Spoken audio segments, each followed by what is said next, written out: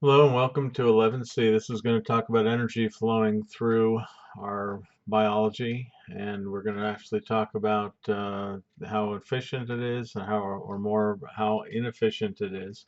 But we're going to start talking about some vocabulary again because biology is vocabulary. Producer. Producer makes their own food. It's a process called photosynthesis where we take sunlight and we take water and we take carbon dioxide to make sugar and oxygen.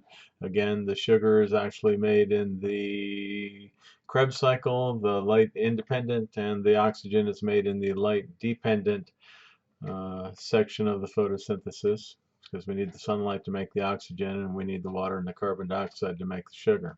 You can also do it through a process called chemocytosis, and these are all also known as autotrophs. And here's chemocytosis, where we actually take sulfur compounds coming out of usually smokers down at the bottom of the ocean, kicking out lots of sulfur, and we also take in carbon dioxide from the water. We take water and we take oxygen dissolved in the water, and with that we can make another carbohydrate, CH2O, rather than C6H12O6. And we can also produce sulfuric acid, which these can be used as a carbon energy source for, they're actually created by the bacteria, and they can be used as all the other critters that are located with these smokers, whether they be sea worms or uh, shrimp or fish, but it's all fed by this hydrogen sulfide turning into carbohydrates and sulfuric acid. And then we have a buffering system in the ocean, so if it gets a little more acidic because of this acid, it actually changes. And if you take oceanography, or if you look at the carbonate buffering system, it actually buffers the water back to a neutral pH, or a pH of 8. I guess it's a little basic. And we also have consumers. Consumers must eat to get their energy, and they're also known as heterotrophs. Very ravenous looking young lady here, eating pasta, good starch, good carb loading for maybe a run tomorrow, or whatever she's doing. We also have what are consumers. These consumers can do a couple of different things. They can eat just plant material. In that case, we call them herbivores.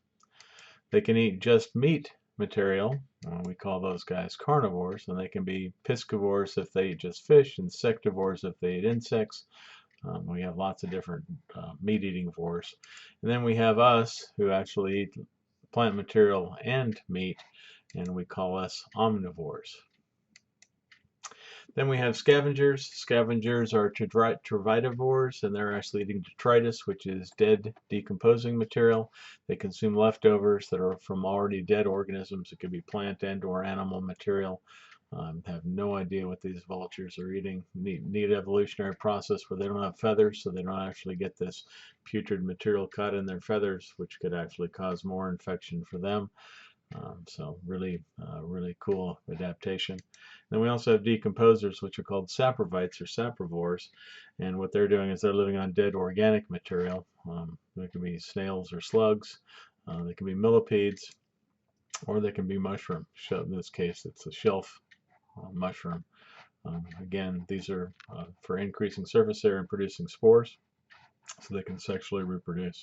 But they have hyphae that grows into the dead wood, and believe it or not, most trees are dead wood. It grows into the dead wood and gets nutrients from it. Then we have what's called a food chain. A food chain is a one-directional, and we have a terrestrial food chain here with plants and grasshoppers and mice and snakes all the way up to eagles. And we have marine, which is plankton, into the phytoplankton, the plant type, and we have zooplankton, the animal type, into carnivores, into carnivores, into carnivores. And we have first level producers. We have a first level producer, first level consumer, second level, third level, fourth level, and we'll find out that this is not a very efficient way of eating when you're all the way up here. But this is a diagram showing one directional changes of energy. It's not like this thing could go over and eat that, or this thing can actually eat maybe a grasshopper that jumps into the water. It just shows this one directional change of energy. The flow is from producers all the way to consumers, and sometimes multiple levels. And usually the sun is the primary energy source because that's what's going to actually give the plant and the plant-like plankton It's what's going to give its energy so that we can so they can be transferred to everybody else, including us. Better way is actually showing a food web, and a food web is a combination of food chains and the interdependency of some organisms on others.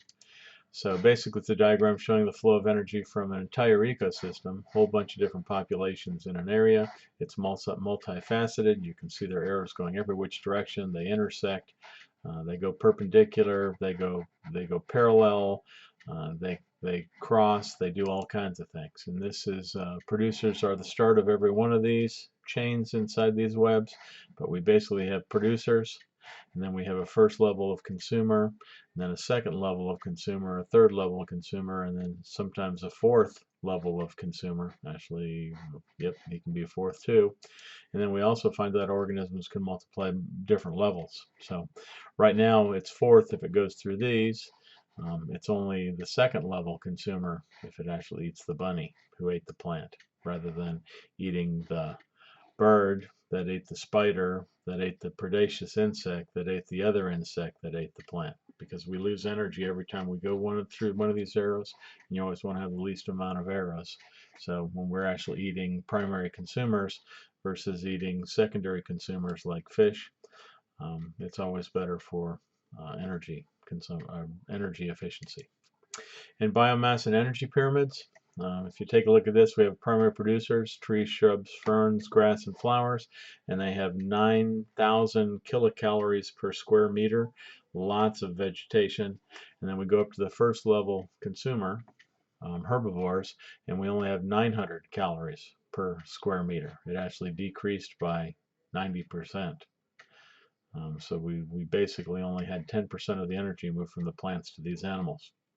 And then that goes down to 90 into the secondary consumers, and that's another 90% loss. Only 10% makes it to this level, and only 10% makes it to this level. So we started with 9,000 kilocalories, and we only end up with 9 kilocalories for the bear, for tertiary consumers.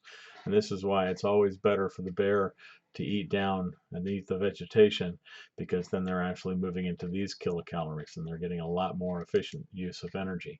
Biomass, the amount of mass in the ecosystem, there's more mass at the bottom than there is at the top. Biomass decreases as you move up the chain or up the ladder or up the web, and energy transfer decreases about 10% at each level. So it actually only 10% of it goes from one level to the other. The other 90% is actually given off as heat or homeostasis. And here's a food pyramid, actually turning out with the sun's energy that hits the primary producer, produces 100% of its energy. Only 10% of that energy makes it to the next level, and only 10% of that energy, and only 10% of that energy, and 10% of that energy. So of this 100% primary producers, we only make 1/100th of 1% of this apex predator. Again, it's always better to eat lower on the pyramid because you have more energy that's available. Sun's energy goes in, goes out to the decomposers. Decomposers change material out for the plants so they can go back through here. And then we also lose a lot of energy towards heat. I actually had a cat just move in here. This is Eugene. I don't think he's going to jump up in my lap. And here comes another one of my kitties. This is Lena. And there goes Eugene. And Lena's probably going to follow right after. And there goes Lena. Okay, so that's it for 11C. Hope you enjoyed it. Hope you learned something. Again, so we want to learn something every day. Thank you much. Bye.